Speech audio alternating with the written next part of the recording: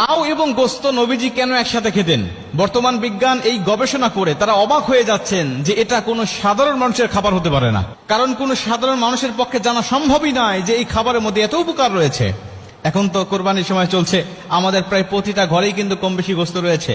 তাই আপনি ইচ্ছা করেই আপনি কিন্তু এই সুন্নতি খাবারটা তৈরি করে খেতে পারেন। একদিকে একটা সুন্নত আদায় হবে, অন্যদিকে আপনার শরীরের মধ্যে যে উপকারটা ঢুকবে আপনি অবাক হয়ে যাবেন বর্তমান বিজ্ঞানী সম্বন্ধে কি বলছে। নবীজি সাল্লাল্লাহু আলাইহি ওয়াসাল্লাম তার খাবারের পছন্দের তালিকায় যত খাবার ছিল তার মধ্যে অন্যতম হলো লাউ। আর এই লাউ এবং গোস্ত নবীজি একসাথে খেতেন। ইবনে মাজাহ শরীফের 3303 নম্বর হাদিস, ইবনে মাজাহ শরীফের 3302 নম্বর হাদিস, আল্লাহ রাসূল সাল্লাল্লাহু আলাইহি ওয়াসাল্লাম বলেন তিনি লাউ খেতে খুবই পছন্দ করতেন। ইবনে মাজাহ শরীফের 3303 নম্বর হাদিসের মধ্যে আসছে, আনাস রাদিয়াল্লাহু তাআলা আনহুকে তার মা উম্মে সুলাইম এক টুকরি খেজুর দিলেন, কাঁচা খেজুর, বলছে এটা নবীজির দরবারে নিয়ে চলে যাও, নবীজিকে এটা হাদিয়া হিসেবে দিয়ে আসো। আনাস রাদিয়াল্লাহু তাআলা আনহু মাথার উপরে টুকরিটা নিয়ে চলে আসলেন, ঝুড়িটা নিয়ে আসলেন রাসূলকে দেওয়ার জন্য। এসে দেখেন নবীজি সাল্লাল্লাহু আলাইহি ওয়াসাল্লাম বাসায় নেই। জিজ্ঞাসা করলেন কোথায় গিয়েছে? বলছে পাশেই মুক্ত দাসের বাড়িতে দাওয়াত খাওয়ার জন্য গিয়েছে।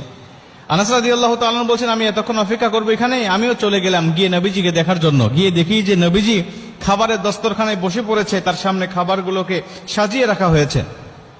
আমাকে দেখে বাড়ির মালিক বলছেন আনাস তুমি এসেছো, তুমিও বসো, নবীজির সাথে খেয়ে তুমিও চলে যাবে। আমি বসে বললাম, নবীজি আমাকে ইশারা করলেন, আমি বসলাম।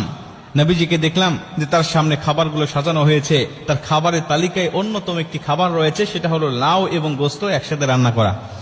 নবীজি সব খাবার রেখে দিয়ে লাউ এবং গোস্তগুলো একটা কাছে টেনে নিয়ে তিনি লাউগুলো বেছে বেছে তিনি খাচ্ছেন। আমি বুঝলাম যে নবীজির মনে হয় খুবই পছন্দনীয়। আমিও বেছে বেছে নবীজির পাতে থালে আমি এগুলোকে উঠায় দিতে লাগলাম। নবীজি খুব তৃপ্তি সহকারে খেলেন এবং নবীজি সাল্লাল্লাহু আলাইহি ওয়াসাল্লাম খাবার শেষ করলেন, আমিও খাবার শেষ করলাম।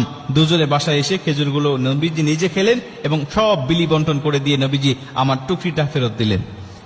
এই হাদিস থেকে প্রমাণ হয় যে নবীজি সাল্লাল্লাহু আলাইহি ওয়াসাল্লাম লাউ এবং গোশত একসাথে খেতে পছন্দ করতেন এবং লাউটা খুবই পছন্দ করতেন, ভালোবাসতেন। বর্তমান বিজ্ঞান বলছেন নবীজির তো জানার কথা ছিল না যে লাউয়ের মধ্যে এত উপকার রয়েছে, কারণ এগুলো জানার জন্য আমরা অনেক গবেষণা করেছি, অনেক যন্ত্রপাতির ব্যবহার করেছি, তথ্য প্রযুক্তির প্রয়োজন হয়েছে। নবীর জামানায় কিছু ছিল না, নবী জানলো কেমন করে? তিনি বলছেন যে লাউ এবং গোশত একসাথে খেলে কি হয়। বিজ্ঞান বলছে যে গোশতের মধ্যে অনেক ক্ষতিকর কোলেস্টেরল রয়েছে যা মানব দেহের জন্য অনেক ক্ষতি করে থাকে। আর নবীজিও বলেছেন তোমরা গোশত কম খাও আর দুধ বেশি খাও, কেন দুধের মধ্যে রয়েছে শেফা আর গোশতের মধ্যে রয়েছে রোগ।